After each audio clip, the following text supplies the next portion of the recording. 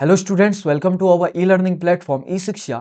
आज की इस वीडियो में हम देखने वाले हैं क्लास 12th मॉडर्न फिजिक्स का one of the most important chapter जिसका नाम है मॉडर्न फिजिक्स।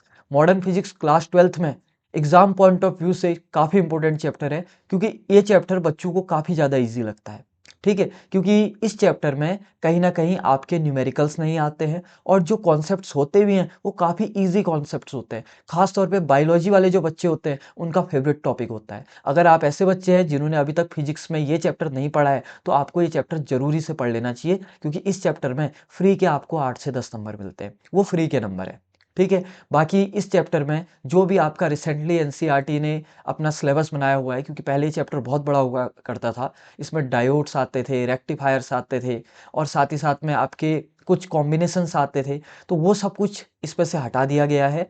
अब जो उनका रिवाइज्ड सिलेबस है, आज की इस वीडियो में उस सिलेबस के अकॉर्डिंगली मैं इस पूरे चैप्टर को डील करूंगा। ठीक है, तो एक कॉपी और एक पेन लेके बैठ जाइए, क्योंकि आज के इस चैप्टर में हम हर एक कॉन्सेप्ट पढ़ने वाले हैं, और यकीन मानिए इस वीडियो के बाद आप सेमीकंडक्टर फिजिक्स के मास्टर बन जाएंगे। ठीक है, और इस वीडियो के बाद आपको किसी भी तरीके की अदर वीडियो या अदर सोर्सेज की जरूरत नहीं पड़ेगी। तो चलिए एक कॉपी और पेन निकाल के बैठ जाइए। हम सेमीकंडक्टर फिजिक्स स्टार्ट करने वाले हैं, and we will start with the first definition which is our band theory. तो सबसे पहले हम हेडिंग डालेंगे बैंड थ्योरी। पहली बात तो बैंड थ्योरी में आपको दो चीजें पता होनी चाहिए, कि दो चीजें होती हैं, एक होता है वैलेंस बैंड, एक होता है कंडक्शन बैंड। अब भाई ये क्या होता है? वैलेंस बैंड होता है, एक होता है वीबी, एक होता है सीबी। वैलेंस बैंड होता है आउटर मोस्ट बैंड। क्या होता है? Outer most band. केमिस्ट्री की भाषा में इसी को बॉन्ड कह देते हैं, बॉन्ड बैंड यहाँ पर आप एक ही समझिए।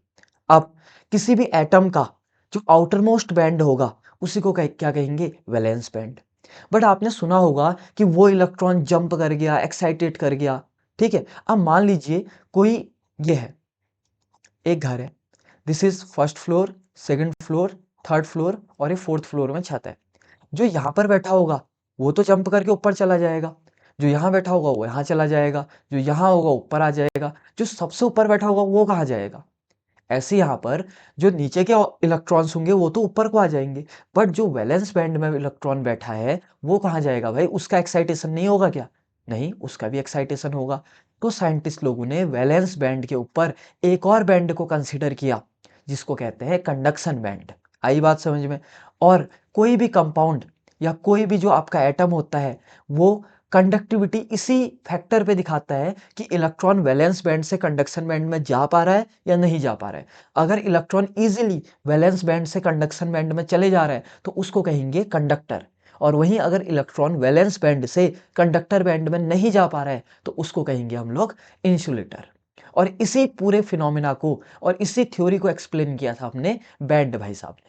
ठीक है, तो यहाँ पर आपको एक डायग्राम दिख रहा है, सेम डायग्राम आपने बना के लेके आना है। देखिए यहाँ पर ऊपर पे देखिए कंडक्शन बैंड कहाँ है, ऊपर वाला बैंड, और नीचे वाला बैंड क्या है? Valence band. ऐसे यहाँ पर देखिए conduction band, valence band, conduction band and valence band. ठीक है, यहाँ पर कंडक्टर मैंने सबसे इस किनारे लिखा है, सेमीकंडक्टर इस किनारे लिखा है, इंसुलेटर इस किनारे लिखा है। तो कंफ्यूज मत कीजिएगा, कई बार जो बुक्स होती है उसमें कंडक्टर बहुत सबसे पहले लिखा होता है, बट मेरे को ऐसा कोई इमेज मिला नहीं तो मैंने इसी वाले को एडिट कर दिया। ठीक है, अब कंडक्टर क्या होता है? ठीक है, सबसे पहले अगर हम कंडक्टर देखें, इस कंडक्टर को जरा ध्यान से देखिए, तो इस कंडक्टर में आपका ये वैलेंस बैंड है और ये कंडक्शन बैंड है, और इन दोनों के बीच में क्या कोई गैप है? नहीं। तो इसका मतलब अगर गैप नहीं है तो वैलेंस बैंड के सारे इलेक्ट्रॉन या कंडक्शन बैंड में जा सकते हैं। हाँ भाई, जा सकते हैं। तो यहाँ पर देखिए, no energy gap between valence band and conduction band, so all electron can jump from valence band to conduction band, and this is called conductor. आई बात समझ में? अब बात करते हैं सेमीकंडक्टर के बारे में। सेमीकंडक्टर में देखो गैप तो है भाई, बट वो थोड़ा सा गैप है। तो इसका मतलब अब सारे इलेक्ट्रॉन तो नहीं जा पाएंगे, बट मेजॉरिटी ऑफ इलेक्ट्रॉन तो चले जाएंगे ना वैलेंस बैंड से कंडक्शन बैंड में, तो उनको कहते हैं सेमीकंडक्टर। यहाँ पर क्या है? लेस एनर्जी गैप, ठीक है, बिटवीन वैलेंस बैंड में वीबी एंड सीबी लिखा है शॉर्ट में, conduction band, so only few electron can jump from valence band to conduction band. But कुछ इलेक्ट्रॉन तो जंप कर रहे हैं ना, तो इसका मतलब क्या हो गया?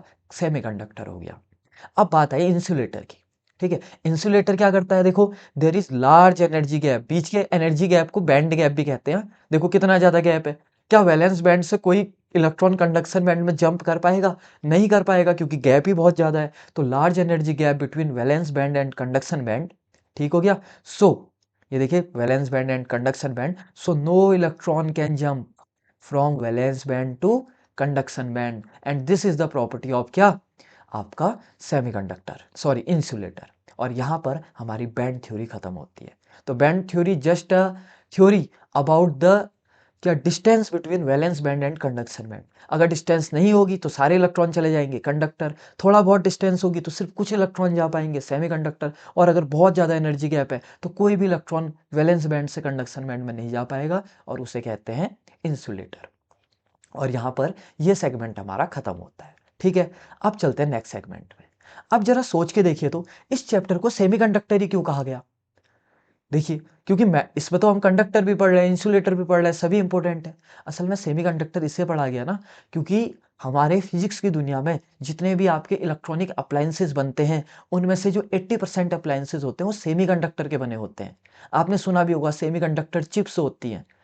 ये सेमीकंडक्टर के ही क्यों बनते हैं? अब क्वेश्चन ये आता है। ये इसलिए बनते हैं क्योंकि सेमीकंडक्टर में हम करंट को कैरी करवा सकते हैं। अच्छा, तो जब करंट को कैरी करवा सकते हैं तो अब तो कंडक्टर यूज करना चाहिए।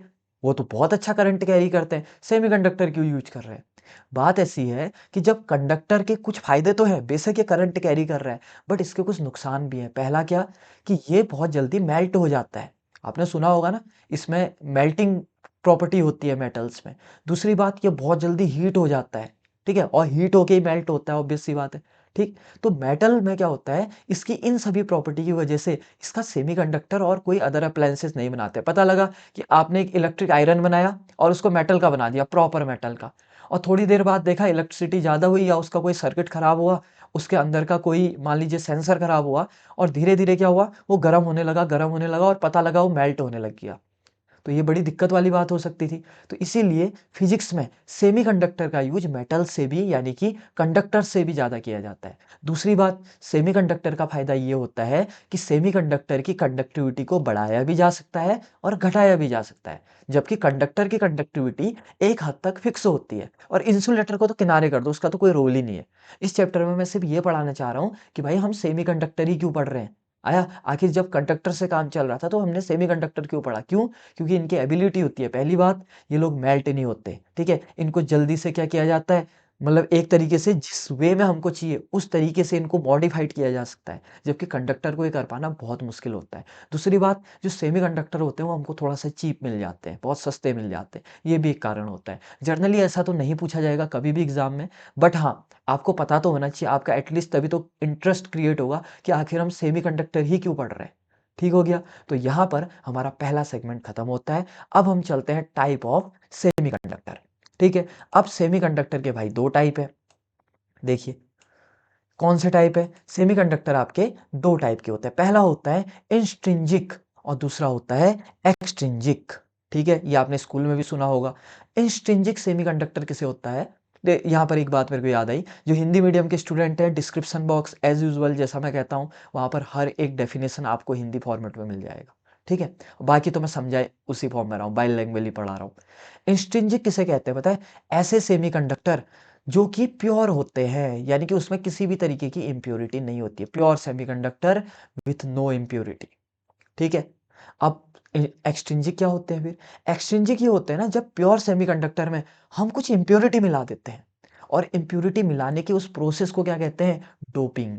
इस टर्म को एक बार लिख लीजिएगा कि डोपिंग किसे कहते हैं। मैं यहाँ पर बोल देता हूँ, आप उतार लीजिए। The addition of suitable amount of impurity to a semiconductor to increase its conductivity, इसको कहते हैं डोपिंग। ठीक है, कि कभी भी जब प्योर सेमीकंडक्टर को, ठीक है, डोप कर दिया जाता है, यानी कि इम्प्योरिटी मिला दी जाती है, यानी कि एडिशन, थोड़ा सा लिख देता हूं मैं, addition of impurity in pure semiconductor, pure semiconductor, या इसको एक्सट्रिंजिक सेमीकंडक्टर भी कह सकते हो, conductor to increase its conductivity. ठीक है, इसी को क्या बोलते हैं? डोपिंग कहते हैं। आई बात समझ में? यानी कि प्योर सेमीकंडक्टर को इम्प्योर बनाना ही डोपिंग है। और डोपिंग क्यों की जाती है? ताकि उसकी कंडक्टिविटी बढ़ाई जा सके। आपने सुना होगा ना, ओलंपिक्स में कभी बार आप सुनते हैं कि वो डोप टेस्ट में पकड़ा गया। इसका मतलब क्या है? कई सारे ऐसे एथलीट होते हैं जो ड्रग्स लेते हैं। ड्रग्स मतलब कुछ दवाइयाँ ऐसे लेते हैं जिनसे उनकी स्ट्रेंथ बढ़ती है, जो कि ओलंपिक में इल्लीगल होता है, उधर अलाउ नहीं होता है। आखिर वो डोपिंग क्यों करते हैं? तुमने सुना होगा डोप टेस्ट। वो इसीलिए करते हैं ताकि उनकी स्ट्रेंथ बढ़ पाए, वो ज़्यादा उनमें स्टेमिना आ पाए। ऐसे यहाँ पर भी है कि जब प्योर सेमीकंडक्टर में कुछ चीज़ें मिला दी जाती हैं ताकि उसकी कंडक्टिविटी बढ़ा दी जाए, यानी कि उसको इम्प्योर बना दिया जाए, तो उसी को क्या बोलते हैं? डोपिंग कहते हैं। द प्रोसेस ऑफ डोपिंग समझ में आई? अब बात करते हैं एक्सट्रिंसिक सेमीकंडक्टर, यानी कि नॉट प्योर। दूसरा, it is a impure semiconductor. देखो, with a controlled amount of, या तो अब इम्प्योरिटी दो तरीके की होती है। पहला, पेंटावेलेंट और ट्राइवेलेंट इम्प्योरिटी, इसको अभी हम पढ़ने वाले हैं। Added to the pure semiconductor. Pure को क्या बोलते हैं? इंट्रिंसिक। ठीक है, और इससे बेटर डेफिनेशन आपको यहाँ पर नहीं मिलने वाली इन दोनों की, पेंटावेलेंट और ट्राइवेलेंट। तो इम्प्योरिटी भी दो तरीके की है, या पेंटावेलेंट या ट्राइवेलेंट। अब भी पढ़ने वाले हैं हम 2 मिनट में। ठीक है, उसके बाद दूसरी चीज, आप सेमीकंडक्टर में ना आप दो चीज पढ़ेंगे। जो काम की चीज है उनको मैं किनारे किनारे पे लिखते आ रहा हूँ, क्योंकि बच्चों को ना यहाँ पर टर्म में बड़ी दिक्कत होती है। एक होता है इलेक्ट्रॉन्स यहाँ पे, और एक होता है होल्स। अब भाई ये होते क्या है? इलेक्ट्रॉन्स को कहते हैं नेगेटिव चार्ज कैरियर। अब इसे मैं सीधे इलेक्ट्रॉन्स कहूंगा तो आप समझ जाना, नेगेटिव चार्ज कैरियर। और होल्स को क्या बोलते हैं?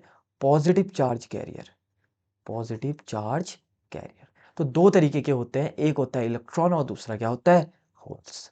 अब प्योर सेमीकंडक्टर में क्या होता है कि जो नंबर ऑफ इलेक्ट्रॉन्स होते हैं, फ्री इलेक्ट्रॉन, वो किसके बराबर होते हैं? नंबर ऑफ होल्स के बराबर। तो यहाँ पर शॉर्ट भाषा में लिख सकते हैं, number of electron is equal to number of holes. But यहाँ ऐसा नहीं होता है। ठीक है, यहाँ क्या होता है? Number of electrons does not equal to number of holes. नीचे पे लिखना था। यहाँ क्या होता है कि number of electron does not equal to number of holes.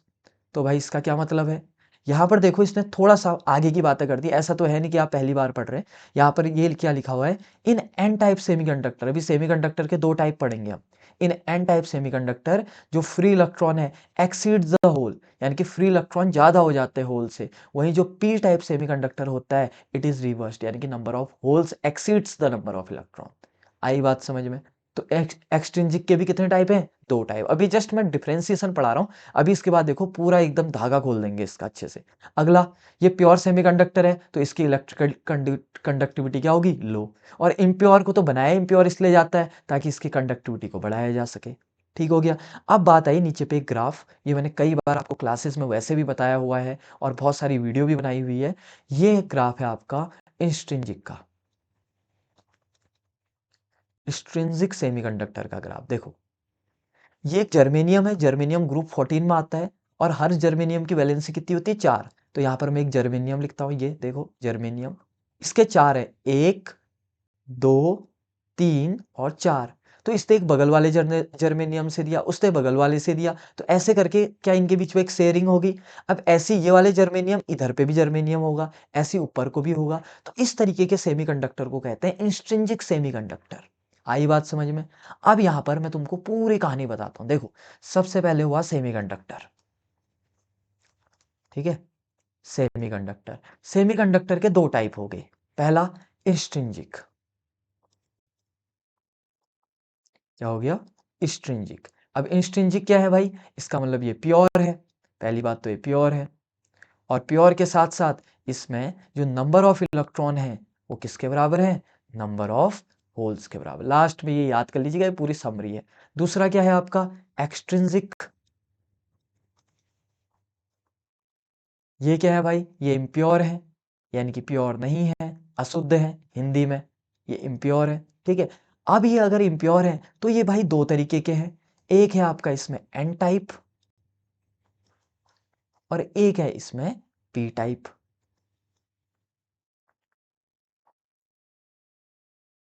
तो दो तरीके के हो गए, एक एन टाइप और एक पी टाइप।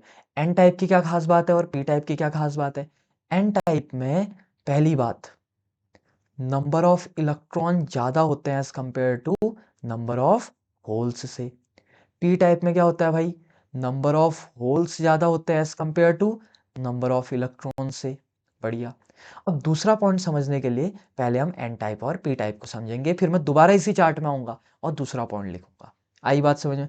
सेमीकंडक्टर दो type, intrinsic, pure, extrinsic. Extrinsic के फर्दर दो टाइप, एन टाइप और पी टाइप। आई बात समझ में? अब बात करते हैं यहाँ पर एन टाइप और पी टाइप क्या होता है भाई। देखो ध्यान से, ये ग्रुप 14 है, ये ग्रुप 13 है, ये ग्रुप 15 है। ठीक है। ग्रुप 13 जो होता है इसको कहते हैं ट्राइवेलेंट, 3 वैलेंसी होती है इसकी, एल्यूमिनियम वाला ग्रुप। ठीक है, Al3 पॉजिटिव सुना होगा ना, ट्राइवेलेंट। और जो ये होता है ग्रुप 15, यानी कि कौन सा वाला ग्रुप होता है, नाइट्रोजन फॉस्फोरस वाला, ये होता है पेंटावेलेंट। पेंटावेलेंट। ठीक है। और ग्रुप 14 क्या होता है, ये अपना होता है टेट्रावेलेंट, 4 वाला, कार्बन वाला, टेट्रावेलेंट। अब ध्यान से सुनना क्या बात कर रहा हूं मैं।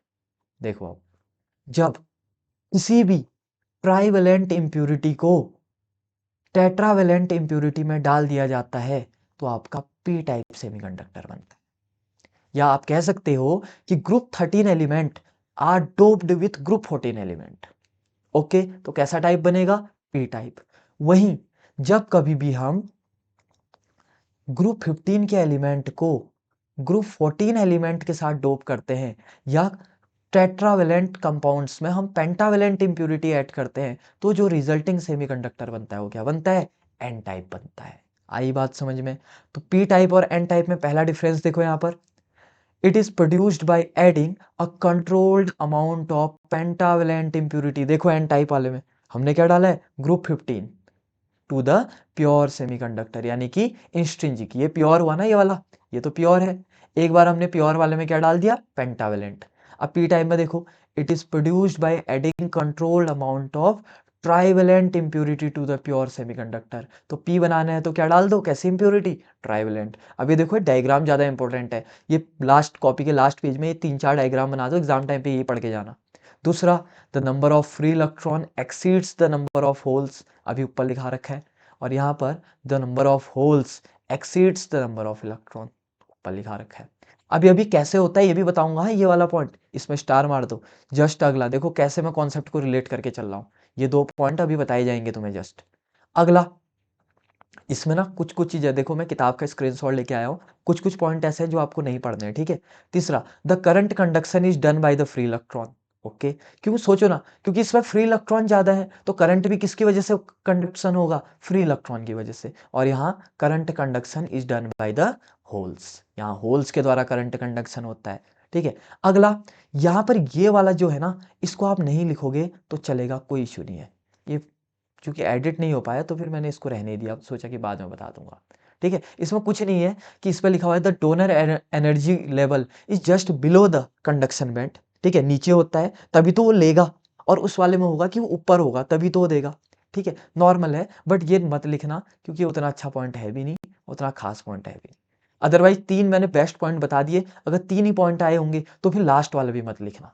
लास्ट वाला फालतू सा पॉइंट है, क्या कि ये पॉइंट कह रहा है it is used in electronic devices और its electrical conductivity depends on the temperature and the amount of doping। ठीक है। जनरली जो आपका कंपाउंड्स होते हैं, यानी कि आपके इलेक्ट्रॉनिक डिवाइसेस होते हैं, वो एन टाइप के होते हैं। क्यों? क्योंकि एन टाइप में इलेक्ट्रॉन ज़्यादा होते हैं। ठीक है, और हमको इलेक्ट्रॉन्स का ही तो फ्लो चाहिए होता है करंट बनाने के लिए। तो जो ये वाला पॉइंट है ना, ये भी उतना खास इंपॉर्टेंट नहीं है। अगर 4-5 पॉइंट आए तब लिख लेना, अदरवाइज ऊपर के 3 पॉइंट बेस्ट है। ठीक है, 3 पॉइंट बनाने हैं और फिर उसके बाद बनाना है एक ये वाला डायग्राम। ठीक है, पहले उसको ऊपर कंप्लीट कर लेते हैं जो मैंने कहा था। एन टाइप वाले में क्या होता है, ग्रुप किसको डाला जाता है, 15 को किस में डाला जाता है, ग्रुप 14 में, यानी कि कौन सा, पेंटावेलेंट, पेंटावेलेंट इंप्योरिटी। कौन सी इंप्योरिटी यूज की जाती है, पेंटावेलेंट। और वहीं इस वाले में क्या होता है कि ग्रुप 13 को डाला जाता है किसमें, ग्रुप 14 में। और ग्रुप 14 कैसी ग्रुप 13 में क्या होता है, ट्राइवेलेंट इंप्योरिटी, ट्राइवेलेंट इंप्योरिटी। आई बात समझ में? और यहाँ पर हमारा पूरा सेगमेंट खत्म होता है। ठीक है। अब मैंने बोला कि अगर डिफरेंस आए तो ये बना देना। अब यही मैंने एक ऊपर भी बताया था देखो, जिसमें कि बीच में भी जर्मेनियम था। अब यहाँ पर बात क्या है कि मान लो बीच में मैं जर्मेनियम नहीं बना रहा हूँ, यहाँ पर मैं कौन सा टाइप बना रहा हूँ, एन टाइप। मैं ऊपर से हेडिंग भी डाल देता हूँ, एन टाइप। और इधर मैं बना रहा हूँ पी टाइप। ठीक है, पहले एन टाइप बनाते हैं। ये देखो, ये जर्मेनियम जर्मेनियम है। जर्मेनियम इस किस में होता है, ग्रुप 14 में, कार्बन सिलिकॉन जर्मेनियम, पक्का। ये जर्मेनियम का एक क्रिस्टल है। इसके बीच में भी क्या जर्मेनियम ही होना चाहिए था, हाँ भाई बीच में भी जर्मेनियम ही होना चाहिए था। अगर बीच में ही जर्मेनियम होता तो ये क्या होता, प्योर सेमीकंडक्टर। बट बीच में जर्मेनियम मैंने हटा दिया। अब मैंने जर्मेनियम के बदले क्या डाला पता है, कोई ग्रुप 15 की इम्प्योरिटी, क्योंकि एन टाइप बनाने के लिए क्या डाला जाता है, ग्रुप 15 डाला जाता है। अब ग्रुप 15 में तुम बोलोगे नाइट्रोजन डाल देते, नहीं वो तो क्या है, वो गैस है। तो डालना भी सेमीकंडक्टर, नाइट्रोजन मत डालना, फास्फोरस डाल सकते हो, आर्सेनिक डालना यहाँ पर, ये होता है आपका सेमीकंडक्टर। ठीक है, तो आर्सेनिक डाला।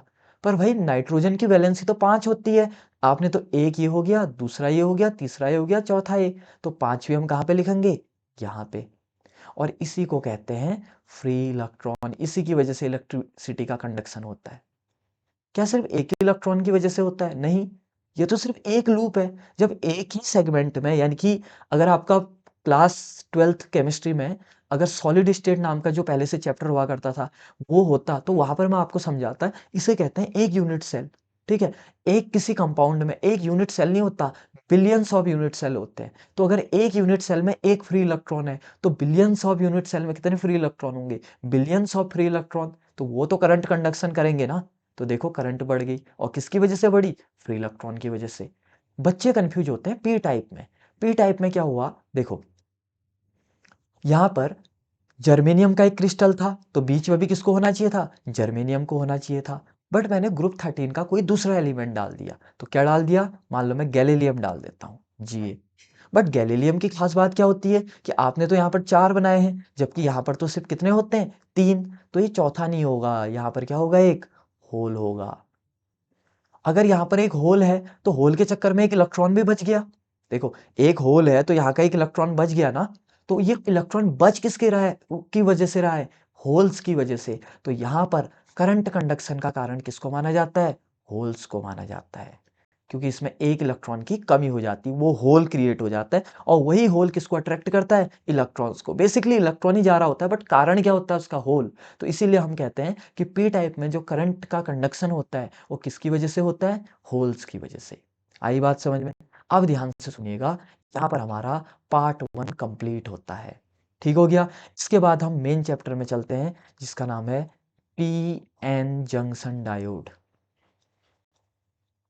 अब बच्चे कंफ्यूज होते हैं, भाई ये पीएन जंक्शन किसे कहते हैं। जो हम लोगों ने अभी ये पी टाइप और एन टाइप पढ़ा ना, इसी को पीएन जंक्शन कहते हैं। जब एक पी टाइप सेमीकंडक्टर को एक एन टाइप सेमीकंडक्टर के साथ ऐसे मिला दिया जाता है, दिस ऐसे, ये मिला दिया जाता है। मान लीजिए ये रहा हमारा पी टाइप सेमीकंडक्टर, और ये रहा एन टाइप सेमीकंडक्टर। तो बीच का जो ये पॉइंट है ना, इसी को कहते हैं PN junction, P N junction. आई बात समझ में, बढ़िया। अब भाई इसको दर्शाया कैसे जाता है फिजिक्स में, इसको डिनोट किया जाता है ट्राइंगल और उसके ऊपर बार। इसको कहते हैं एरो हेड और इसको कहते हैं बार हेड। एरो हेड को दिखाया जाता है पी से और बार को दिखाया जाता है एन से। This is P N junction. ये चीज भी क्लियर हो गई, बहुत बढ़िया। अब यहाँ पर जो पी एन जंक्शन होता है, इसकी बायासिंग करवाई जाती है। ठीक है, अब पी एन जंक्शन की दो चीजें इंपॉर्टेंट। एन टाइप में मेजोरिटी चार्ज कैरियर कौन होते हैं, मेजोरिटी, याद रखना, चार्ज कैरियर आर इलेक्ट्रॉन। क्योंकि मैंने बोला था ना एन टाइप में कौन ज्यादा होते हैं, इलेक्ट्रॉन।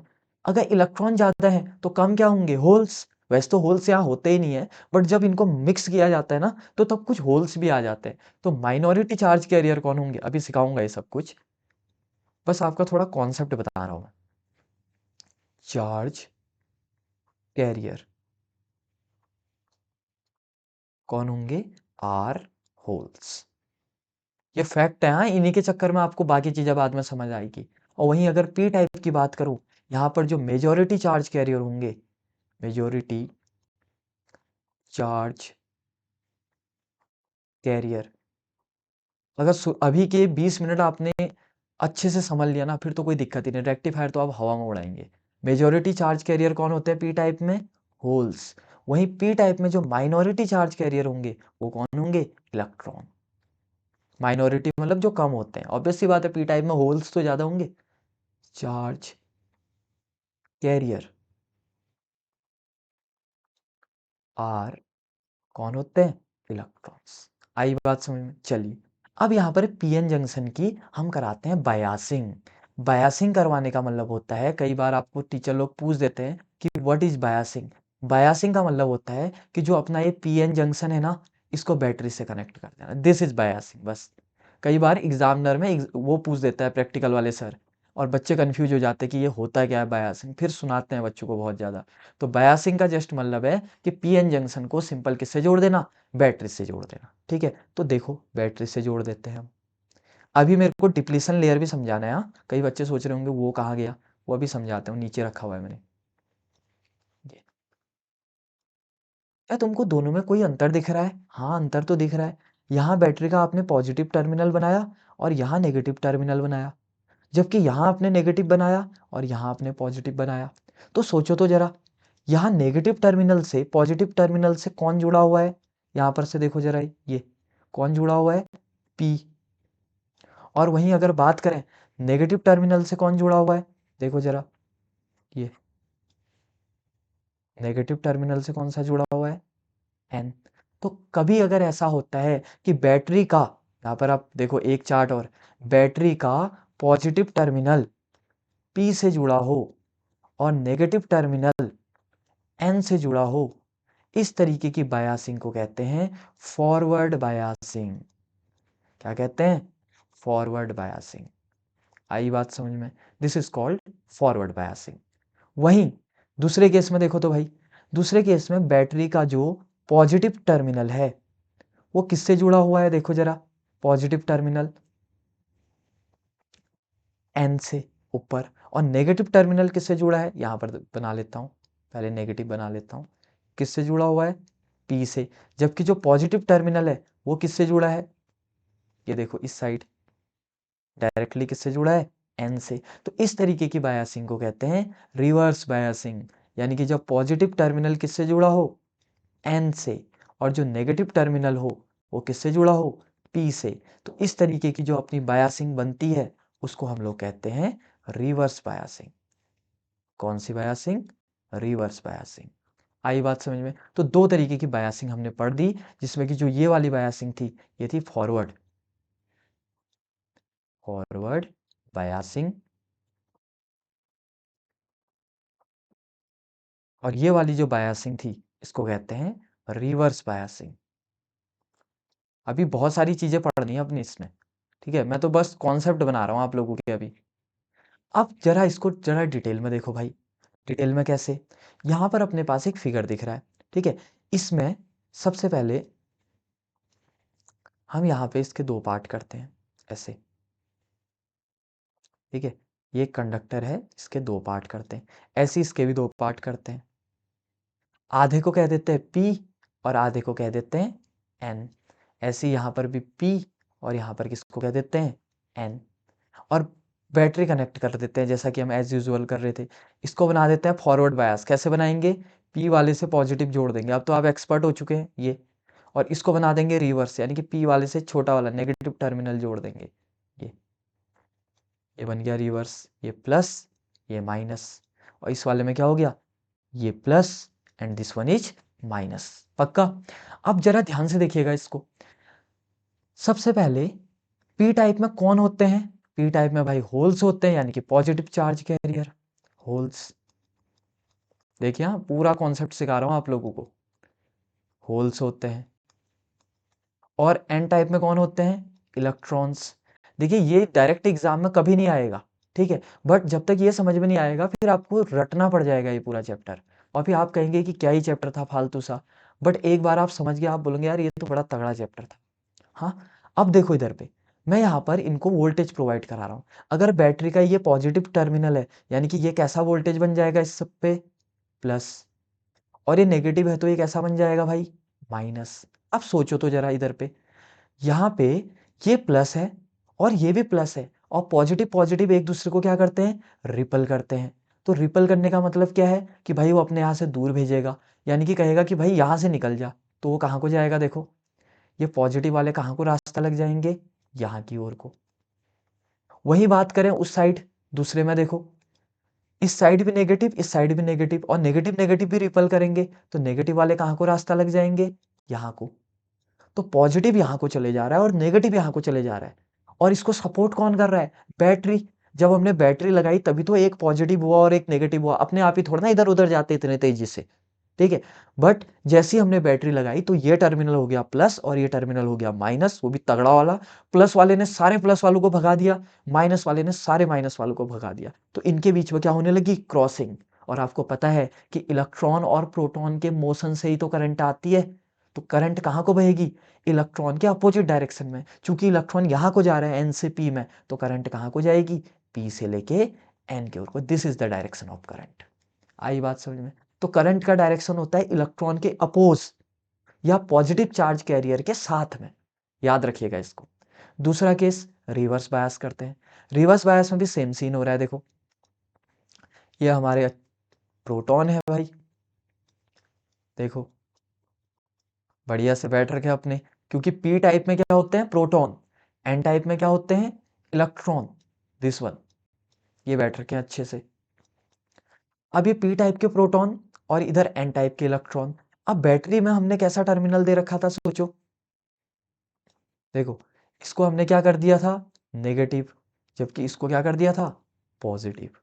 अब थोड़ी देर बाद क्या होगा पता है, कि ये जो नेगेटिव है ये सारे प्लस को अपनी ओर बुला देगा, कहेगा कि भाई इधर आओ, क्योंकि प्लस माइनस में तो बहुत तगड़ा अट्रैक्शन होता है। तो सारे प्लस थोड़ी देर बाद क्या हो जाएगा, यहाँ पे चिपक जाएंगे, यहाँ पे वॉल में। ये सारे प्लस कहाँ पे चिपक गए, नेगेटिव वाले में चिपक गए। सिमिलरली यहाँ पर भी ऐसा ही होगा कि नेगेटिव और यहाँ पर, सॉरी ये कैसा था, ये पॉजिटिव था। नेगेटिव और पॉजिटिव इनके बीच में भी अट्रैक्शन होगा, तो जो ये पॉजिटिव टर्मिनल है ये सारे नेगेटिव को क्या करेगा, भाई तुम इधर आ जाओ, ये सारे इधर चिपक गए। अब जब पॉजिटिव सब इधर चिपक गए और नेगेटिव सब इधर चिपक गए, तो क्या कोई करंट बहेगी, नहीं बहेगी। आई बात समझ में। इसका मतलब क्योंकि क्रॉसिंग हो रही है क्या इसके बीच में, क्यों नहीं हो रही है, पी वहां चिपक गए एन वहां चिपक गए, और अगर क्रॉसिंग ही नहीं होगी तो इसका मतलब करंट ही नहीं होगी। तो आई इक्वल टू कितना हो जाता है, जीरो। यानी कि ये है फॉरवर्ड बायस और ये है रिवर्स बायस। तो अगर मैं एक डिफरेंस देखूं, यहां पर लिख देता हूं फॉरवर्ड बायस और यहाँ पर लिखता हूँ रिवर्स बायस। पहली बात में, फॉरवर्ड बायस में करंट क्या होती है, मैक्सिमम, जबकि रिवर्स बायस में करंट क्या होती है, जीरो। आई बात समझ में। दूसरी बात, करंट अगर मैक्सिमम है तो इसका जो रेसिस्टेंस होता है वो मिनिमम होता है, या जीरो भी कह सकते हो, जबकि यहाँ करंट जीरो होती है तो रेसिस्टेंस क्या होता है, मैक्सिमम होता है। ठीक हो गया। तीसरी बात, यहाँ पर जो फॉरवर्ड बायस होता है ना, यहाँ पर डिप्लीशन लेयर विड्थ घटती है, और यहाँ पर जो डिप्लीशन लेयर की जो विड्थ होती है वो बढ़ती है। अब बात आई कि बाकी सब तो सही था, ये नया टर्म कहाँ से ले आए, डिप्लीशन लेयर, ये क्या चीज है। अब हम नेक्स्ट सेक्शन में सीखेंगे भाई ये डिप्लीशन लेयर क्या है। समझ रहे हो, मैं सब चीजें कनेक्ट करते हुए ले जा रहा हूँ आपको। तो एक होता है आपका फॉरवर्ड बायस, एक होता है रिवर्स बायस, और दोनों के बीच में डिफरेंस देख दिया। बट डिप्लीशन लेयर में जाने से पहले एक बात और चीज देख लेना, कई बार असर्शन रीजनिंग में आता है, बच्चे कंफ्यूज होते हैं। मैंने बोला था रिवर्स बायस में करंट कितनी होती है, जीरो। बट रियल में ना रिवर्स बायस में करंट जीरो नहीं होती है, थोड़ी करंट होती है, बट वो इतनी कम होती है कि उसमें नेग्लेक्ट कर देते हैं इन रियलिटी। ठीक है, I does not equal to totally zero. ठीक है, I slightly equal to zero, जो थोड़ी सी करंट होती है, थोड़ी करंट होती है, ठीक है, थोड़ी बहुत करंट होती है, और उस करंट को कहते हैं रिवर्स करंट। कौन सी करंट, रिवर्स करंट, क्योंकि रिवर्स बायस में है ना, उसको कहते हैं रिवर्स करंट। अब आप बोलोगे भाई ये थोड़ी सी करंट क्यों है, कोई इलेक्ट्रॉन या कोई वो थोड़ा ना जा रहा है। अब याद करो मैंने तुम्हें थोड़ी देर ऊपर क्या लिखाया था कि एन टाइप में आपके मेजॉरिटी चार्ज कैरियर कौन होते हैं? इलेक्ट्रॉन्स। जबकि माइनॉरिटी चार्ज कैरियर क्या होते हैं? होल्स। इसका मतलब जो आपका एन टाइप था उसमें बेसिकली बहुत सारे प्लस थे, ठीक है, यानी कि जो आपका पी टाइप सेमीकंडक्टर था इसमें बहुत सारे प्लस थे, बट कुछ ना इलेक्ट्रॉन भी होंगे, बट वो बहुत कम होंगे। अगर 1 करोड़ प्लस हैं तो 25-30 माइनस होंगे। ऐसी एन टाइप में कौन मेजॉरिटी चार्ज कैरियर होते हैं? इलेक्ट्रॉन। बट कुछ क्या होंगे? पॉजिटिव भी होंगे, बट इनकी जो संख्या होगी वो बहुत कम होगी। बट जैसे ही मैंने दिया तो सारे प्लस तो यहाँ चिपक गए, बट क्या ये माइनस भी यहाँ चिपकेगा? नहीं, माइनस माइनस के बीच में तो रिपल्सन होगा, तो ये माइनस तो जाएगा ना वहाँ, ऐसे ये वाला प्लस तो जाएगा ही। तो इसका मतलब जो ये थोड़े थोड़े माइनस प्लस बचे इनकी क्रॉसिंग हो रही है। अब ये बहुत थोड़े हैं तो इनकी वजह से जो करंट आएगी वो भी क्या आएगी? बहुत ज़्यादा कम। और उसी करंट को क्या बोलते हैं? Reverse current. और इससे बेटर इसको कोई नहीं एक्सप्लेन कर सकता। आया समझ में? ये सबसे ईज़ीएस्ट तरीका है समझाने का कि भाई रिवर्स करंट क्या होती है, कि जब कोई भी आपका पीएन जंक्शन रिवर्स बायस में होता है तो जो उसके मेजॉरिटी चार्ज कैरियर है उनका माइग्रेशन तो नहीं होता है, बट माइनॉरिटी चार्ज कैरियर का माइग्रेशन होता है, और वही क्या क्रिएट करते हैं? Reverse current. तो लिख लेना, इट इज क्रिएटेड या जनरेटेड बाय द माइग्रेशन या movement of minority charge carrier, minority charge carrier। P type में कौन होते हैं माइनॉरिटी चार्ज कैरियर? इलेक्ट्रॉन। और एन टाइप में माइनॉरिटी चार्ज कैरियर कौन होते हैं? होल्स। पी टाइप में मेजॉरिटी चार्ज कैरियर कौन होते हैं? होल्स। एन टाइप में मेजॉरिटी चार्ज कैरियर कौन होते हैं? इलेक्ट्रॉन्स। रट लो इन सब चीजों, ठीक है। अब बात आई हमारा नेक्स्ट टॉपिक, डिप्लीशन लेयर। अभी डिप्लीशन लेयर क्या है ध्यान से देखो। यहाँ पर आपको एक पीएन जंक्शन दिख रहा है, इसको मैंने अभी बैटरी से कनेक्ट नहीं किया है, ठीक है। अब मैं आपको ये बताऊंगा ना, आप जैसे अभी मैंने बोला, ठीक है, देखो एक चीज और, जिसको इंटरेस्ट है उसको बहुत इंटरेस्ट आएगा। अभी मैंने देखो मैंने क्या बोला कि पी टाइप में इलेक्ट्रॉन माइनॉरिटी चार्ज कैरियर होते हैं। कोई बच्चा बोलेगा कि पी टाइप में इलेक्ट्रॉन कर ही क्या रहे हैं? अगर बाई चांस मान लो 1 करोड़ होल्स है, मानते हैं, बट उनके साथ में अगर तुम कह रहे हो कि 1-2 इलेक्ट्रॉन है, आखिर वो 1-2 भी क्यों हैं? पी टाइप में तो इलेक्ट्रॉन्स को होना ही नहीं चाहिए, ऐसी एन टाइप में तो होल्स को होना ही नहीं चाहिए, एक भी होल को इवन नहीं होना चाहिए। आखिर ऐसा होता क्यों है? और इसी को किससे एक्सप्लेन किया जाता है? आपका डिप्लीशन लेयर के कॉन्सेप्ट से। आई बात समझ में? भाई अब ये डिप्लीशन लेयर क्या बोलता है, ध्यान से देखेंगे इसको। Formation of depletion layer. यहाँ पर एक पीएन जंक्शन है, पी टाइप में देखो होल है, जबकि एन टाइप में इलेक्ट्रॉन है, ठीक है। अब होगा क्या कि इलेक्ट्रॉन होल्स को अपनी ओर अट्रैक्ट करेंगे और होल्स इलेक्ट्रॉन को अपनी ओर को अट्रैक्ट करेंगे। तो थोड़ी देर के बाद क्या होगा कि कुछ होल्स यहाँ पहुंच जाएंगे, कुछ ऐसी कुछ इलेक्ट्रॉन यहाँ पहुंच गए। आ गया ना देखो अब आया समझ में? तो पी टाइप में कुछ इलेक्ट्रॉन, जबकि बैटरी से कनेक्ट नहीं किया था, हम सीधे मार्केट से लेके आए थे पीएन जंक्शन।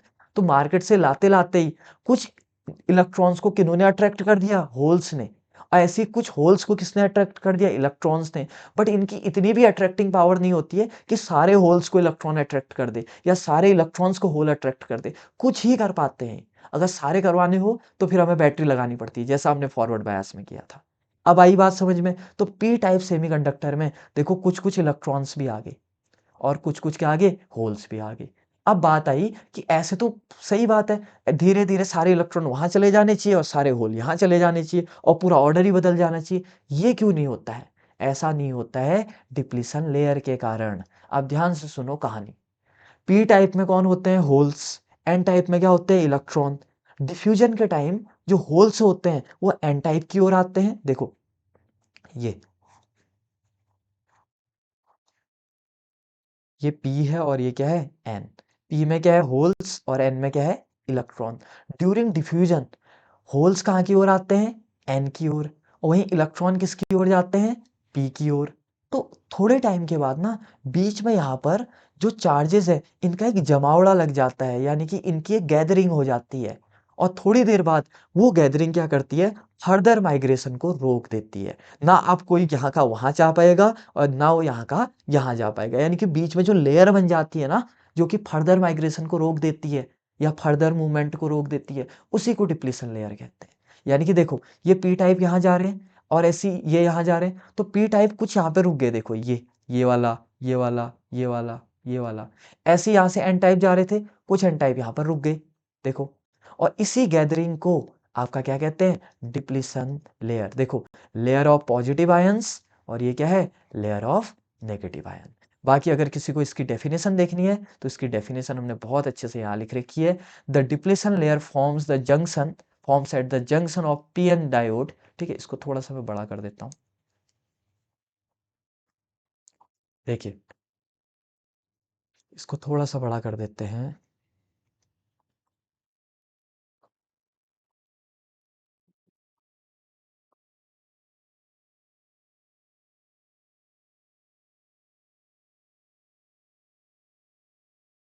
आई होप अब आपको ये प्रॉपरली दिख रहा होगा। ठीक है, ये देखिए, अब यहाँ पर समझिए क्या लिखा हुआ है। The depletion layer forms at the junction of P N diode. Same to same ऐसे लिख के आना, खास तौर पे जो ये रेड वाले से लिखा है वो तो सबसे इंपॉर्टेंट है।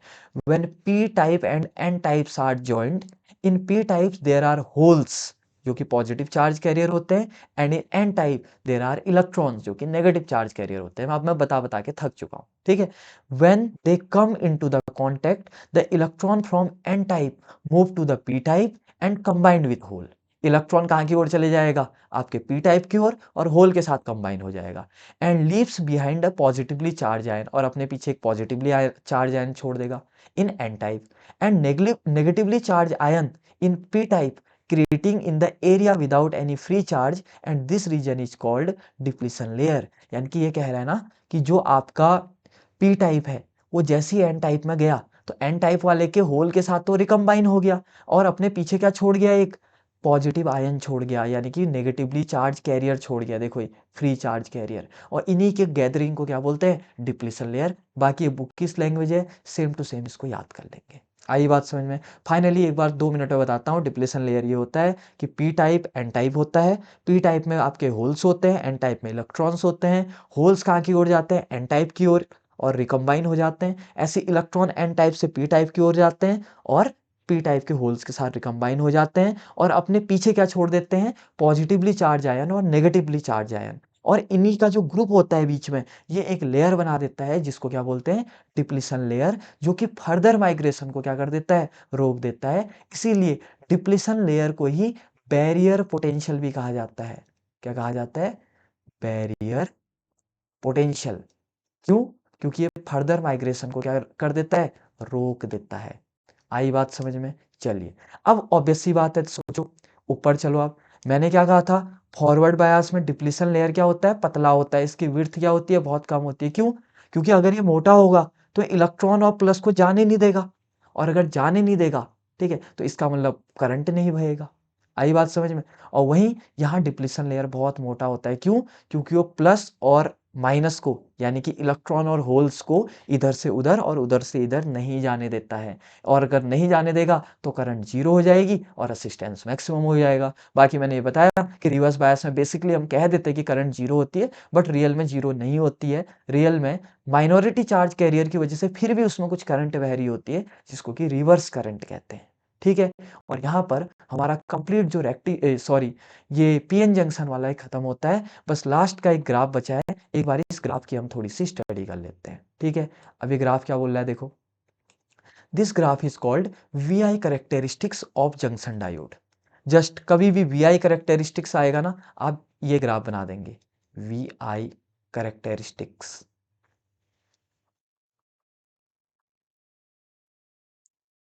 ऑफ किसका, पी एन जंक्शन, इसका वी आई करेक्टरिस्टिक। भाई ये क्या होता है, this is just a graph between the voltage and the current. और इस वोल्टेज को, चूंकि यहाँ को मैं कह देता हूँ कौन सा वोल्टेज, फॉरवर्ड वोल्टेज, मैं पूरा लिख देता हूँ, फॉरवर्ड वोल्टेज। और इस वाले को, इस साइड को क्या है, रिवर्स वोल्टेज। ओके, ऊपर को जो करंट जा रही है उसको आई एफ कह दो, यानी कि फॉरवर्ड करंट। और नीचे को जो करंट जा रही है उसको आई बी कह दो, यानी कि, ठीक है, सॉरी, आई बैकवर्ड कहाँ लिख रहा हूँ, आई आर कह दो, यानी कि रिवर्स करंट। आई बात समझ में? अब इस फिगर में हर एक चीज़ को बहुत प्रॉपर्ली नहीं देखना है क्योंकि मैं गूगल से फ़ोटो लेके आया हूँ, ठीक है? और वहाँ पर ये फ़ोटो का जो कॉन्टेक्स्ट था, ये कुछ इंजीनियरिंग को लेके था। यहाँ पर हम इसको 12th के हिसाब से समझेंगे, ठीक है? अब देखो, जैसे-जैसे हम वोल्टेज बढ़ाते हैं, तो अपना करंट भी धीरे-धीरे क्या होता है? बढ़ता है। और एक टाइम ऐसा, जहाँ से करंट अचानक से देखो ऊपर जाने लगता है, इस वोल्टेज को बोलते हैं नी वोल्टेज, ठीक है? डेफिनेशन लिख लो जिसको लिखनी है। It is the voltage after which the current shows a sudden increase. ठीक हो गया। ऐसे ही रिवर्स बायस में देखो, पहली बात तो करंट जीरो होती है, बट एक टाइम के बाद मैंने बोला था थोड़ी करंट तो होती है, ठीक है? तो इस पॉइंट को, ये इसको कहते हैं रिवर्स ब्रेकडाउन वोल्टेज, जहां से करंट क्या हो जाती है? एकदम स्ट्रेट। और इसको कहते हैं रिवर्स सैचुरेशन करंट। याद रखिएगा, करंट फिक्स रहती है, ऐसा नहीं कि बढ़ेगी घटेगी। और ये जो करंट है इसको कहते हैं फॉरवर्ड करंट। फॉरवर्ड करंट, ठीक है? और ये क्या हो गया? Reverse breakdown voltage. Breakdown voltage आया। और नीचे जो करंट होती है उसको क्या कहते हैं? रिवर्स करंट कहते हैं। ठीक हो गया, चलिए बहुत बढ़िया। अब इसके बाद हमारा जो नेक्स्ट टॉपिक आता है उसका नाम है रेक्टिफायर। ठीक है, पहली बात तो दो तरीके के रेक्टिफायर होते हैं। पहली बात तो ये रेक्टिफायर भाई करता क्या है, लिख लो। It is a device which convert AC to DC. AC को किस में चेंज करता है? डीसी में। एसी करंट वो होती है जो हमारे घर में आती है, और डीसी करंट वो होती है जो मोबाइल की बैटरीज, लैपटॉप की बैटरीज वगैरह में होती है, उसको क्या बोलते हैं? DC current. आया समझ में? तो हाफ वेव रेक्टिफायर पहले तो ये हो गया। अब ध्यान से देखो इसकी फोटो। इसमें दो तरीके के होते हैं, ट्रांसफार्मर, और जनरली अगर कभी पूछे तो इसमें स्टेप डाउन ट्रांसफार्मर लगता है जो कि वोल्टेज को कम करता है, उसको कहते हैं। क्योंकि एसी का वोल्टेज ना बहुत ज्यादा होता है, डीसी में उतना ज्यादा वोल्टेज नहीं होता, तभी डीसी जो टेक्नोलॉजी वो फेल हो गई थी। अब देखो यहाँ से सप्लाई है, ये प्राइमरी कॉइल है, सेकेंडरी कॉइल है, और यहाँ पे डायोड लगा हुआ है। डायोड का ये पी हो गया और ये क्या हो गया? एन हो गया। ठीक है, अब वर्किंग क्या होगी? इसमें दो हाफ साइकिल होते हैं, एक होता है पॉजिटिव हाफ साइकिल, इसको समझ लो, 2 मिनट में सब समझ जाओगे। नेगेटिव हाफ साइकिल, एक होता है पॉजिटिव हाफ साइकिल और एक होता है negative half cycle. Positive half cycle में इस पॉइंट को आप थोड़ी देर के लिए ए कह दो, और इस पॉइंट को थोड़ी देर के लिए आप बी कह दो। अब पॉजिटिव हाफ साइकिल में क्या होता है पता है? ए आपका हो जाता है पॉजिटिव, जबकि बी आपका क्या हो जाता है? नेगेटिव। क्योंकि पॉजिटिव हाफ साइकिल में ना एक बार ए पॉजिटिव बी नेगेटिव, नॉर्मल सी बात है। ए पॉजिटिव हो गया, बी नेगेटिव हो गया। ए जैसी पॉजिटिव हुआ और बी नेगेटिव हुआ, सोचो तो, पॉजिटिव से डायरेक्ट क्या जुड़ा है? पी। और नेगेटिव से इस साइड क्या जुड़ा है डायरेक्ट? ऊपर देखो ये एन, मेरे पॉइंटर को देखना, पॉइंटर, ये पॉइंटर को देखो अच्छे से। पॉजिटिव से क्या जुड़ा है डायरेक्टली? पी। और नेगेटिव से डायरेक्टली क्या जुड़ा हुआ है? एन। और पॉजिटिव से पी और नेगेटिव से एन, तो कौन सा बायास? यानी कि diode D is in forward bias. और जब डायोड फॉरवर्ड बायास में होता है, यानी कि it conduct current, it conduct current. पक्का? चलो बहुत बढ़िया। पॉजिटिव हाफ साइकिल में, अब एसी करंट में एक बार ऊपर होता है तो एक बार नीचे भी तो होता है। तो पहले हमने पॉजिटिव हाफ साइकिल सुना, एसी का ग्राफ पता होगा ना, यहाँ पर बना देता हूँ, ऐसा होता है एसी का ग्राफ। ये एसी चैप्टर चैप्टर में प्रॉपरली पढ़ा था हमने। ये होता है एसी का ग्राफ। एक बार पॉजिटिव हाफ साइकिल, फिर एक बार negative half cycle. Positive half cycle तो पढ़ लिया। नेगेटिव हाफ साइकिल में क्या होगा फिर? जस्ट उसका उल्टा। इस बार में अब जो ए है वो क्या हो जाएगा? माइनस, और जो बी है वो क्या हो जाएगा? प्लस। यानी कि ए कर दो नेगेटिव और बी कर दो पॉजिटिव। तो अब इस केस में ए हो जाएगा नेगेटिव और बी हो जाएगा पॉजिटिव। अब देखो तो जरा, नेगेटिव से पी जुड़ा है, पॉइंटर को देखना मेरे, और पॉजिटिव से क्या जुड़ा है? ऊपर देखो, ऊपर गया फिर यहाँ गया, तो बी से क्या जुड़ा है? एन जुड़ा है। तो इसका मतलब नेगेटिव से पी, पॉजिटिव से एन, तो कौन सा बायस? Reverse bias. ऊपर लिखा रखा है ना सब, ये यहाँ पे लिखा रखे हैं चीजें, ये तभी मैंने छोटी छोटी चीजें आपको पहले ही लिखा दी थी। ये देखो, ये पॉजिटिव से एन और नेगेटिव से क्या जुड़ा है? पी। तो कौन सा बायस है? Reverse bias. क्या रिवर्स बायस में करंट बहती है? ना भाई, नहीं बहती है। तो इसका मतलब पहले तो ये लिख दो, डायोड डी इज इन किसमें? reverse bias, so it do not conduct current, do not conduct current. आई बात समझ में? तो हमको सिर्फ करंट कौन से साइकिल में मिल रही? पॉजिटिव साइकिल में, नेगेटिव में कुछ नहीं मिल रहा। तो देखो पॉजिटिव में मिली, पॉजिटिव में, फिर पॉजिटिव में, तो यानी कि एक ही फेज में मिल रहा है ना, इसी को डीसी करंट कहते हैं। बन गया ये, एसी किस में चेंज हो गया? डीसी में। देखो इधर का अगर ग्राफ बनाओ ऐसे, ये देखो पहले पॉजिटिव में मिली, नेगेटिव में ब्लॉक हो गई, फिर दोबारा से किस में मिली? पॉजिटिव में, नेगेटिव में ब्लॉक हो रही, क्योंकि हर बार नेगेटिव में करंट क्या हो जा रही? जीरो हो जा रही, क्योंकि करंट कैरी नहीं हो रही। और जितनी भी करंट अपने को मिल रही हो किस में मिल रही? सिर्फ पॉजिटिव में। अब ये तो तुम्हें याद करने का हो गया, बस इससे बेटर अब कुछ नहीं हो सकता। अब एग्जाम क्या लिख के आओगे? ये देखो सबसे इजी डेफिनेशन यहाँ पर लिख के आया हूँ मैं तुम्हारे लिए। देखो ध्यान से क्या लिखा हुआ है, ड्यूरिंग पॉजिटिव हाफ साइकिल, देखो during positive half cycle of input AC the end, यहाँ पर कुछ चीजें हैं, ठीक है, एक मिनट। हाँ,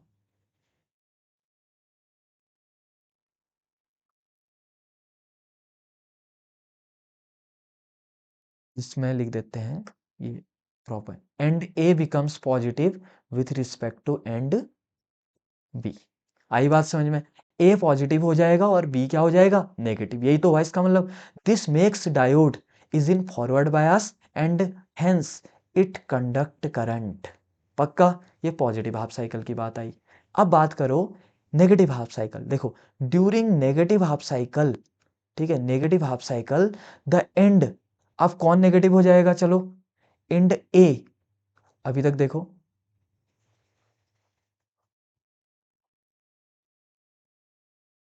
एंड, एक मिनट।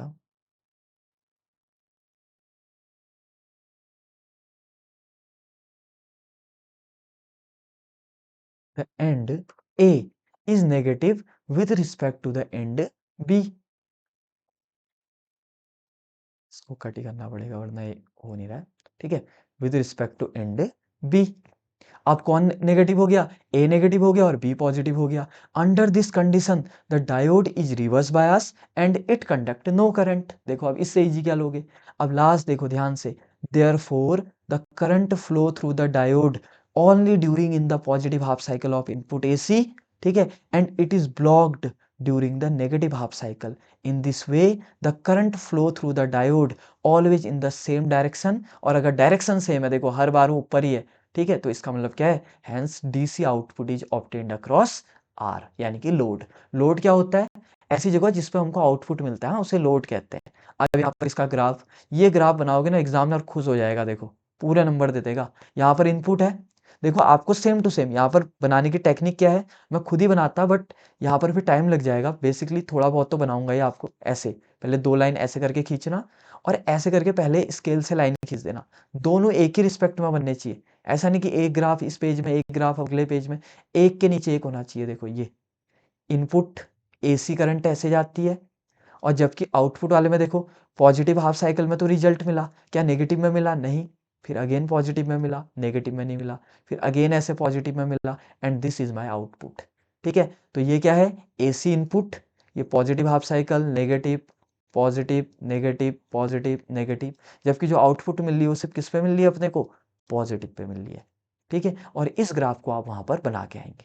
ठीक है, और इसी को कहते हैं डीसी करंट, क्योंकि ऊपर वाले में देखो कभी डायरेक्शन ऊपर फिर नीचे, फिर ऊपर फिर नीचे, जबकि इस वाले में डायरेक्शन क्या है? कांस्टेंट है। आई बात समझ में? अब बात आई कि भाई जब ये सही था हाफ वेव रेक्टिफायर, तो इसके जो बाद का टॉपिक है फुल वेव रेक्टिफायर, वो क्यों आया? ठीक है, वो इसीलिए आया क्योंकि देखो बीच में गैप दिख गया ना हमको, ये इस गैप में आखिर क्या करें, ये तो बैटरी खराब कर देगा। इसी चक्कर में अपना क्या आया? Full wave rectifier. ठीक है, ऊपर एक पॉइंट और है, देखो it may be noted that, जिसको हमने नोट नहीं किया अभी तक, it may be noted that these pulsation are further smooth by the help of filter circuit. ऐसा क्यों? क्योंकि कुछ बच्चे सोच रहे होंगे कि भैया डीसी करंट ऐसा थोड़ा होता है जैसा आपने बताया, ये ऐसा थोड़ा ना होता है डीसी करंट। हम तो पढ़ के आए हैं करंट इलेक्ट्रिसिटी में, डीसी करंट ऐसा होता है, ये करंट के साथ कभी भी चेंज नहीं होता टाइम के साथ। हाँ भाई यही होता है डीसी करंट। तो इससे ये बनाने के लिए ना दोबारा कुछ सर्किट लगाने पड़ते हैं, और उसको कहते हैं फिल्टर सर्किट, जो कि अभी हमारे सिलेबस में नहीं है, बस नाम पता होना चाहिए अपने को। इससे इससे ये बन जाता है, यानी कि filter circuit are the device, लिख लो, filter circuit are the device which convert the rectifier output to the pure DC by removing the AC elements from it. आया समझ में? ये इसकी डेफिनेशन होगी। तो ये क्या था? रेक्टिफायर का आउटपुट, और उसी को इसने किस में चेंज किया? प्योर डीसी में। तो रेक्टिफायर ना कभी भी प्योर डीसी नहीं बना पाता है, कभी असर्शन रीजनिंग में आ जाता है, ठीक है। प्योर डीसी बनाने के लिए उसको एक दूसरे सर्किट से गुजरना पड़ता है, जो कि फिल्टर सर्किट है। फिलहाल ये हमारी सिलेबस में अभी नहीं है, ठीक है। अब बात आई full wave rectifier. Full wave rectifier में क्या होता है भाई? देखो, यहाँ पर एक रेक्टिफायर है, ठीक है। ये मैंने ड्रॉ बना रखा है, ट्रांसफार्मर है, इसमें दो डायोड लगते हैं, D1 और D2। पॉइंट मार्क कर लेता हूँ, this is point A and this is point B. यहाँ पर भी शायद टाइपिंग मिस्टेक हुई होगी, एक मिनट। हाँ, secondary winding become positive, this makes diode. यहाँ भी वही दिक्कत हुई है। एंड बी, ठीक है। इन रिवर्स बायस ये हो गया, और इस वाले में बिकम्स नेगेटिव।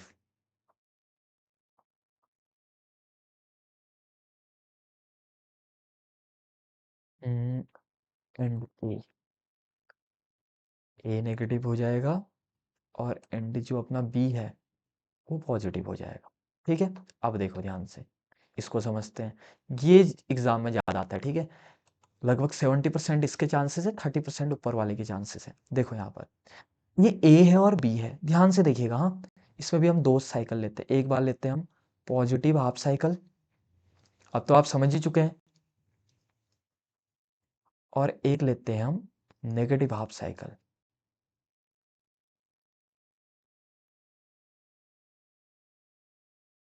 एक पॉजिटिव हाफ साइकिल और एक नेगेटिव हाफ साइकिल, ठीक है। अब इन हाफ साइकिल में ध्यान से देखिएगा, जब हम पॉजिटिव हाफ साइकिल ले रहे हैं ना, तो हम ए को कर दे रहे हैं प्लस और बी को कर दे रहे हैं माइनस। आप ए को माइनस और बी को प्लस भी कर सकते हैं, इससे कोई फर्क नहीं पड़ेगा। यानी कि ए को कर दिया प्लस और बी को कर दिया माइनस। अब बड़े ध्यान से देखो, तो मेरे पॉइंटर को देखना है यहाँ पर। अगर आप इसको देखो तो ये पॉइंटर थोड़ा बड़ा कर दिया मैंने, देखो ये पॉजिटिव वाले से डायोड प्लस वाले से, देखो प्लस से डायोड का क्या जुड़ा है? पी। अगर इसको मार्कअप करें तो देखो ये पी होता है, ये एन होता है। ऐसे यहाँ पर ये पी होता है और ये क्या होता है? एन होता है। आई बात समझ में? अब ध्यान से सुनना, ए पॉजिटिव है तो आपका ये डायोड क्या हो गया? देखो ए से क्या जुड़ा है? डायरेक्ट पी, ठीक है। और बी से क्या जुड़ा है? अभी D2 को हटा दो, जब D1 देख रहे हो D2 को इग्नोर मारो, ये ऊपर गया ऊपर गया ऊपर गया, ये एन। यानी कि पॉजिटिव से पी जुड़ा और नेगेटिव से क्या जुड़ा है? एन। इसका मतलब डायोड D1 किस में है? फॉरवर्ड बायस में। अब D2 को चेक करो, जब D1 को चेक कर रहे हो तो D2 को मत देखो, तुम इग्नोर मार दो। और जब D2 को चेक कर रहे हो तो D1 को इग्नोर मारो। अब D2 को कैसे देखो? बी नेगेटिव से क्या जुड़ा है? पी। जबकि पॉजिटिव से क्या जुड़ा है? देखो ये गए D1 को इग्नोर मारा, नीचे गए नीचे गए नीचे गए, और यहाँ पर पॉजिटिव से क्या जुड़ा है? एन। तो नेगेटिव से पी जुड़ा है और पॉजिटिव से क्या जुड़ा है? एन जुड़ा है, ठीक है। तो इसका मतलब हम लिखेंगे यहाँ पर डायोड D1 इज इन कौन से बायस में? Forward bias. क्यों? ठीक है, यहाँ पर लिख लेना फॉरवर्ड बायस दोबारा, जिन बच्चों को समझ में नहीं आ रहा है। पॉजिटिव से क्या जुड़ा होता है इसमें? पी। और नेगेटिव से क्या जुड़ा होता है? एन। और वहीं रिवर्स बायस में क्या होता है? पॉजिटिव से क्या जुड़ा होता है इसमें? एन। और नेगेटिव से क्या जुड़ा होता है इसमें? पी। आई बात समझ में? ये कहानी हो गई। इन पॉजिटिव हाफ साइकिल, अब देखो ये जुड़ा होता है पी से पी, ये एग्जाम में नहीं समझाना होता है, हाँ? ये तो मेरे को आपको सिखाना है, तो मैं समझा रहा हूँ। तो डायोड D1 किस में है? फॉरवर्ड बायस में। और D2 किस में है? देखो ये नेगेटिव से क्या जुड़ा था? पी। और ऊपर पॉजिटिव से क्या जुड़ा था इधर नीचे? एन। तो डायोड D2 इज इन किसमें है? रिवर्स बायस में। तो ओनली कौन करंट कंडक्ट करेगा? D1 conduct, D1 conduct,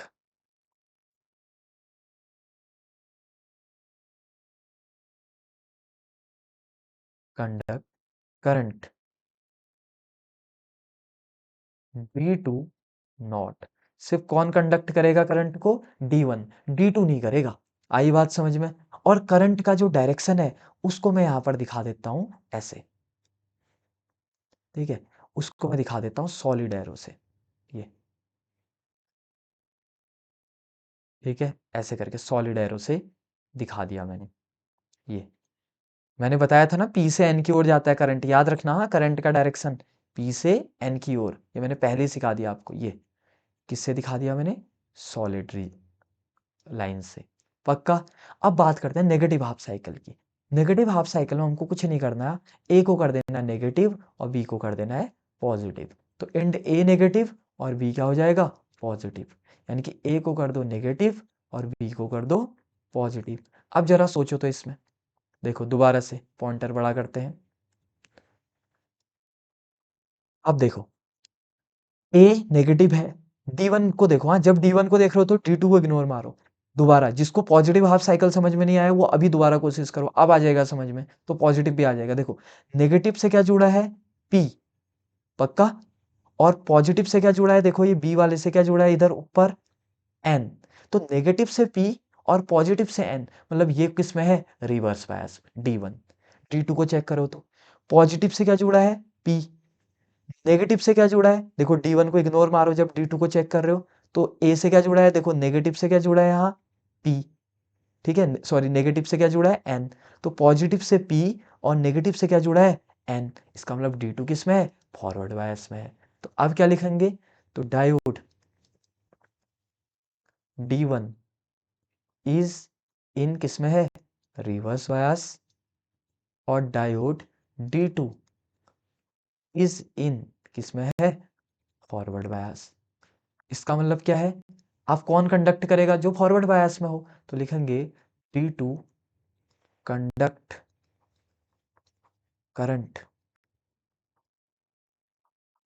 D1 not, D1 नहीं करेगा। और जो D2 करंट कंडक्ट करेगा उसको मैं यहाँ पर दिखा देता हूँ। मैं यहाँ पर उसको दिखा देता हूँ किससे? आपके डॉटेड एरो से। देखो क्योंकि यहाँ पर तो मैं लिख सकता हूँ कि एक को रेड से एक को ब्लू से, बट एग्जाम में तो ऐसा नहीं होगा ना। तो आप एक को ऊपर वाले को सॉलिड से दिखाएंगे और नीचे वाले को डॉटेड से। और कहाँ से कहाँ को? देखो पी से एन की ओर को, हाँ, ये हमेशा पी से एन की ओर को। क्योंकि कई बार क्या होता है ना, हमारा हाथ यहाँ को उल्टा होता है तो हम सीधा एन से पी को बनाने लग जाते हैं फ्लो में। ये रहा। अब दोनों में देखो तो रेड वाले केस में भी और ब्लू वाले केस में भी। अब आप आरएल को देखो तो जरा, इसके आसपास इधर पे, क्या तुमको दोनों साइकिल में करंट का डायरेक्शन सेम ही दिख रहा? यानी कि यहाँ को दिख रहा, अगर मैं इसको लेफ्ट बोलूं और इसको राइट बोलूं, क्या हर बार करंट का डायरेक्शन क्या राइट से लेफ्ट ही है? चाहे आप पॉजिटिव हाफ साइकिल बोलो चाहे आप नेगेटिव हाफ साइकिल बोलो। पॉजिटिव हाफ साइकिल में कौन कंडक्ट कर रहा है? सिर्फ D1, D2 नहीं कर रहा है। और नेगेटिव हाफ साइकिल में कौन करंट को कैरी कर रहा? सिर्फ D2, D1 नहीं कर रहा। ठीक है, तो हम देख रहे हैं कि जो लोड रेसिस्टेंस है, चाहे पॉजिटिव हाफ साइकिल लें चाहे नेगेटिव हाफ साइकिल लें, दोनों में करंट की डायरेक्शन क्या है? सेम है। इसका मतलब ये क्या है? डीसी करंट है। खत्म हो गया टॉपिक, इतना ही होता है बस। ठीक है, बस फॉर्मेलिटी करने के लिए एक बार इसको लेक्चर फॉर्म में इसको लंबा करके देख लेते हैं कि क्या कहना चाह रहा है। ठीक है, तो सबसे पहले देखो इन पॉजिटिव हाफ साइकिल, देखो in positive during positive half cycle language पूरी सेम होनी चाहिए, बिल्कुल चेंज मत करना। Of secondary voltage and A of A secondary winding become positive and and B becomes negative, this makes the diode, इस diode का नाम भी लिख देता हूँ, रुको, इसमें बहुत सारी चीजें अभी दिक्कत कर रही हैं।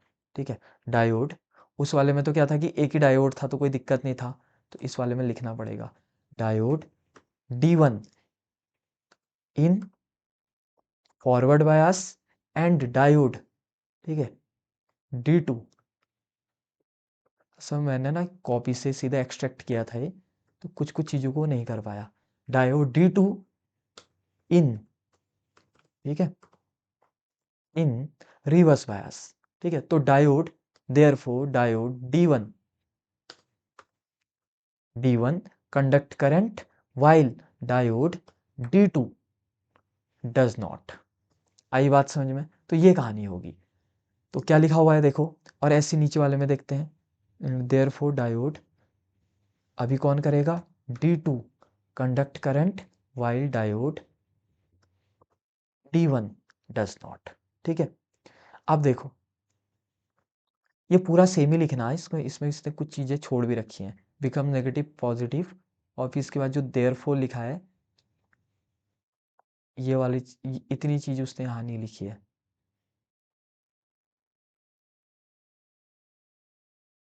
ये मैंने, क्योंकि आज ही मेरे को ये सब बनाने थे, आपके पेपर नज़दीक आ रहे हैं, तो बहुत ज़्यादा ये रिसर्च हो नहीं पा रही है इस पे। ठीक है, लो भाई कोई दिक्कत नहीं है। ठीक है,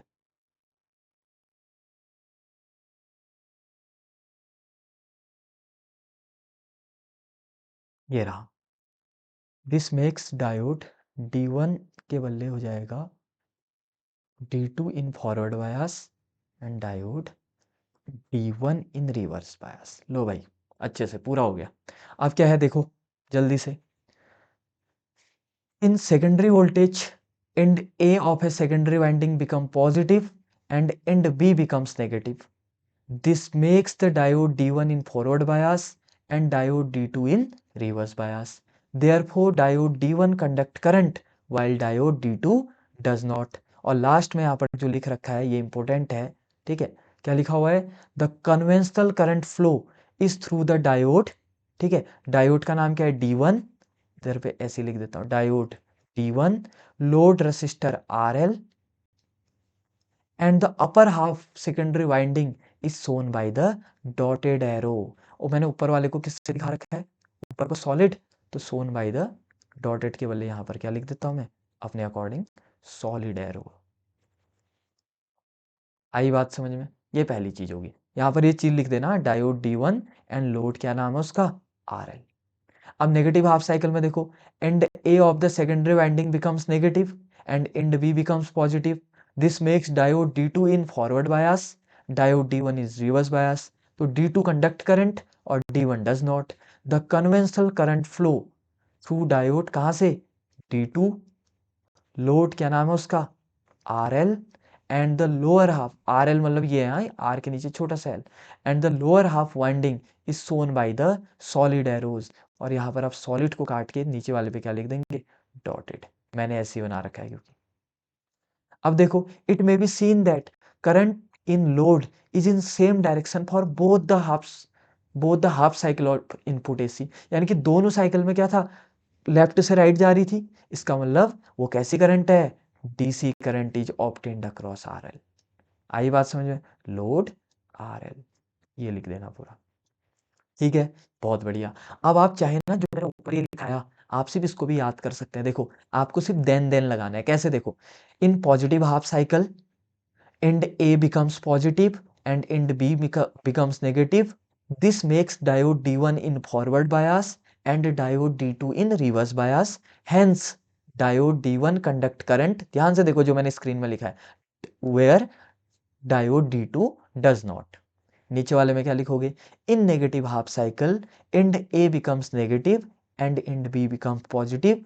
This makes diode D1 in reverse bias where diode D2 in forward bias।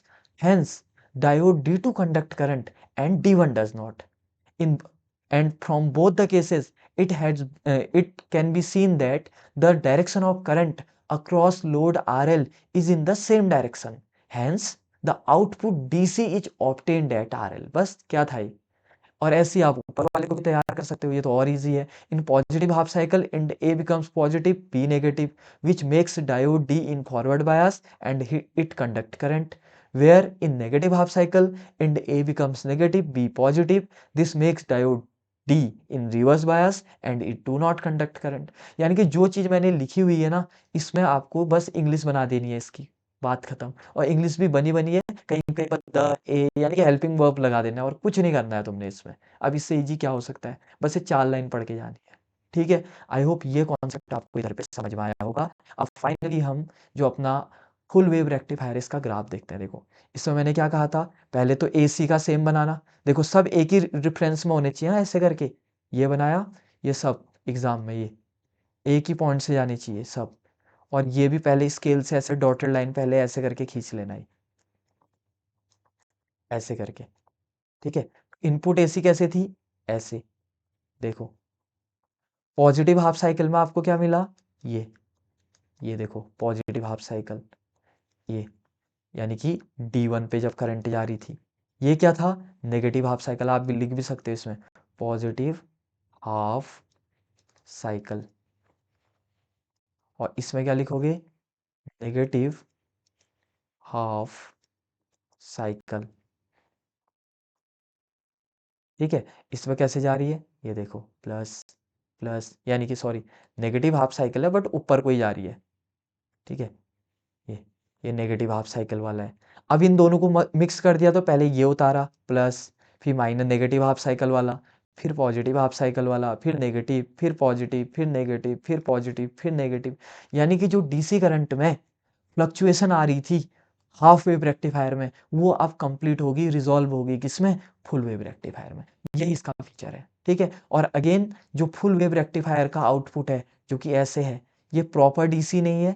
इसको प्रॉपर डीसी बनाने के लिए एक सर्किट यूज में आता है, जिसको क्या बोलते हैं, फिल्टर सर्किट। और फिल्टर सर्किट क्या कर देता है, इसमें से एसी कंपोनेंट को रिमूव करके आपका क्या बनाएगा, प्योर डीसी, प्योर डीसी। तो filter circuit is a device which removes the AC component from the rectifier output and makes that pure DC is called filter circuit। आया समझ में। और यहाँ पर सेमीकंडक्टर हमने कंप्लीट पढ़ लिया है। ठीक है। और आई होप आपको सेमीकंडक्टर बहुत अच्छे से आ गया होगा। खास तौर पे रेक्टिफायर को पढ़ के जाइएगा, इसको मत छोड़ के जाइएगा। हमने एक बार क्विक रिवीजन करे तो पहले हमने बैंड थ्योरी पढ़ी, उनके बीच में एनर्जी गैप देखा, फिर इंस्ट्रिंसिक एक्सट्रिंसिक देखा, प्योर इम्प्योर। एक्सट्रिंसिक के दो type, N type, P type. उसके बाद हमने उसको मिक्स कर दिया और पीएन जंक्शन बनाया। फिर हमने फॉरवर्ड बायस और रिवर्स बायस पढ़ा। उसके बाद हमने डिप्लीशन लेयर कैसे बनता है ये सीखा। फिर हमने एक ग्राफ सीखा जो कि होता है वीआई कैरेक्टरिस्टिक। इसमें हमने नी वोल्टेज और रिवर्स ब्रेकडाउन वोल्टेज के बारे में देखा। और इसके बाद हमने हाफ वेव रेक्टिफायर देखा और उसका ग्राफ, और फाइनली फुल वेव रेक्टिफायर और फिल्टर सर्किट के साथ हमारा पूरा सेमीकंडक्टर चैप्टर क्या होता है, ओवर होता है। आया समझ में। अब यहाँ पर आपको आई होप ये पूरा चैप्टर समझ में आया होगा। ठीक है। और अगर आपको ये वीडियो पसंद आई तो वीडियो को लाइक कर दीजिएगा। ठीक है। चैनल को सब्सक्राइब कर दीजिएगा, क्योंकि हम आपके लिए काफ़ी मेहनत अभी कर रहे हैं, ताकि आप बोर्ड्स के एग्ज़ाम में काफ़ी अच्छे मार्क्स लेके आएँ। ठीक है। बाकी हाँ, ये थोड़ा सा वन शॉट वीडियो रहती है, तो कई बार ऐसा हो सकता है कि जिस चीज़ से आप ऑन द स्पॉट कनेक्ट नहीं कर पाए हों, वो चीज़ को आप एक बार दोबारा से देख लीजिएगा। ठीक है। क्योंकि ये भी मेरा फर्स्ट टाइम है ऑनलाइन में जाने का, और वो भी डायरेक्ट वन शॉट बोले तो एक भी गलती नहीं होनी।